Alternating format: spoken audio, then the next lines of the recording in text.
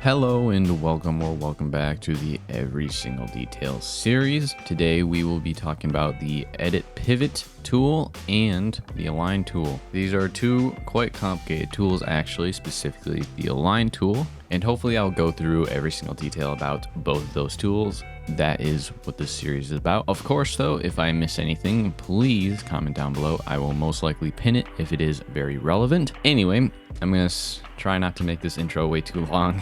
But we're going to start with Edit Pivot.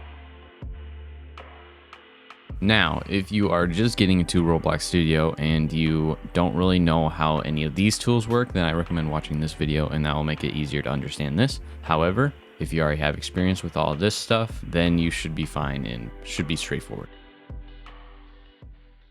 The Edit Pivot tool is probably a very non-useful tool in some cases. It's not really used that often, but it's quite simple to understand. Each part has this little dot thing in the center, which is called the pivot.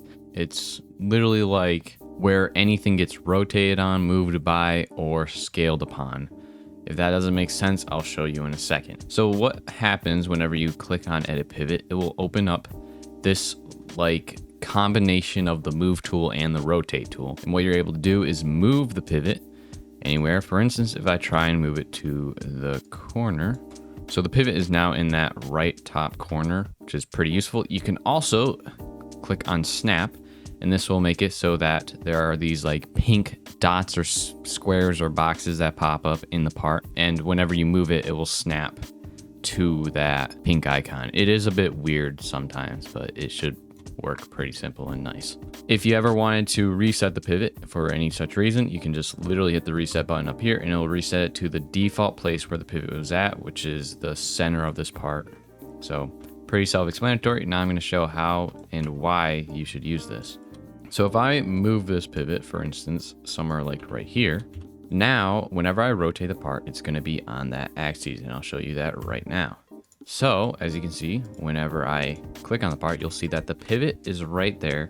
That is where everything is getting rotated on. So if I try and make something like a chainsaw, for instance, I can do something like this.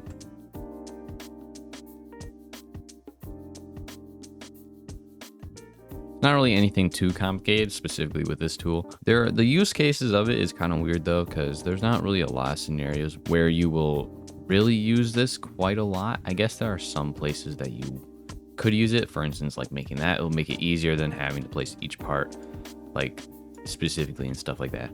But the only thing that is weird about it is that if you like try and scale it, it's not going to get affected by it at all, because this is basically on the local side of the part. If you want to know what local versus world movement and stuff like that is, then again, watch that transform tool videos. It explains it somewhat decently, I guess. I don't know.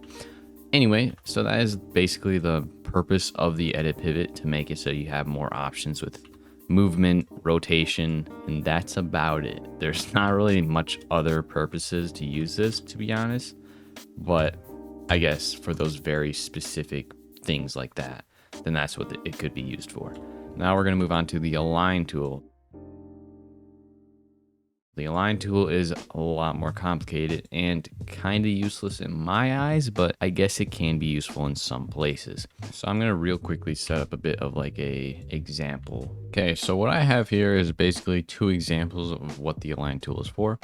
So if you just click on it, you're going to notice this looks, quite complicated, and it kind of is, but once you understand it, it's kind of simple. So the first thing to understand is that you have to click on a part in order to use it. So if I was, for example, wanting to place these trees somewhere freely along this plane like so, and yes, these are trees. I know they're not that beautiful, but they are trees. So if I have something like that, you'll notice that especially with these type of like meshes from Blender, some things are not going to be perfectly sitting there. Like for example, this one is kind of floating. This one is also kind of floating. A lot of them are kind of floating, okay? So if I wanted to align all of these trees to be the exact same height as this is an example of what the Align tool would be for. So there are two different things that the align tool is relative for. And what that means is what it's going to align to. So an active part is going to highlight this thing orange. So whenever I hit align, what it will do is make everything align to that part. So if I wanted to align the y-axis, which would be this one, and if I choose the bottom of it, which means that all these parts are going to align to exactly the height of the bottom of this boundary box. Now, how to make it so it always is like aligns to that, it's kind of weird. So you have to work backwards, okay? So you select, basically, let's, for example, do all of these and then deselect the ground. And then if I select this one, whatever the orange box is, that's what it's going to align to. Then what you will see, it's better to kind of show it than to explain it, is that when I hit align, it's going to move everything down to the exact height of that bottom boundary box. Sometimes it's not perfect though. If you use selection bounds, then what will happen is it will align to whatever this boundary around the whole thing that you selected is. But if I did, for example, this, and then I selected all this stuff right here, deselect the ground, and then I use selection boundary, and then I align, then it's gonna do it to whatever the boundary box is. And you can see that whenever you hover over selection bounds, and that will see that little box around it. Not really little, but that big box. And this mode is basically where it's going to align to. So if I do this, and you can see that that is the line that everything is going to align to. So if I hit align, all those trees are going to not move that much at all, but they'll move exactly to that center. If I do max, then they'll align to the top parts of those trees, or max part of that selection box. Bit weird, but it does work. Now, the difference between world and local is not that much when you're using this tool specifically, but I guess it could be useful whenever you have like angles and you need to align stuff via that. I don't really know. I usually just keep it at world and it works out perfectly fine. You can also do the z-axis, which you can also select multiple of these at once. If I do the z-axis, then they're all going to align to this side of the wall, which you will see right now. And you'll see that all these parts are perfectly on that line of this part, because this is the active part. It's a bit confusing, yes, but once you use it, it is much easier. Another example of how you can use this though is with like windows. If you wanted to freely place these all around here, like so, like that.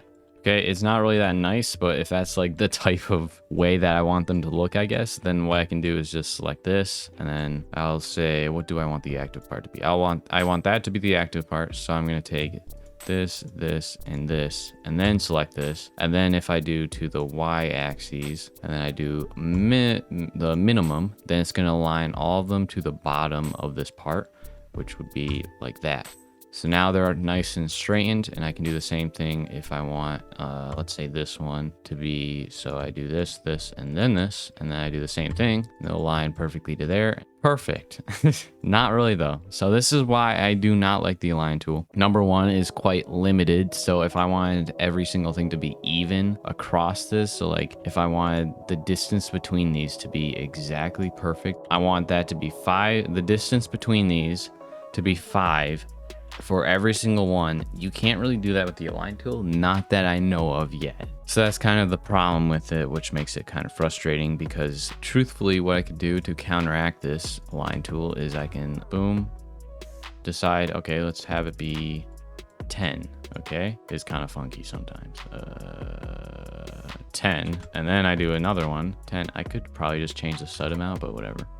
And I do 10 again, boom, you can just use that one axis and it'll be perfectly straight. So that's where I really don't understand the purpose of it. And if you're like, okay, this one seems kind of useful though, if I have all these trees, well, you can also do the same thing with the transform tool. I can just literally freely move this.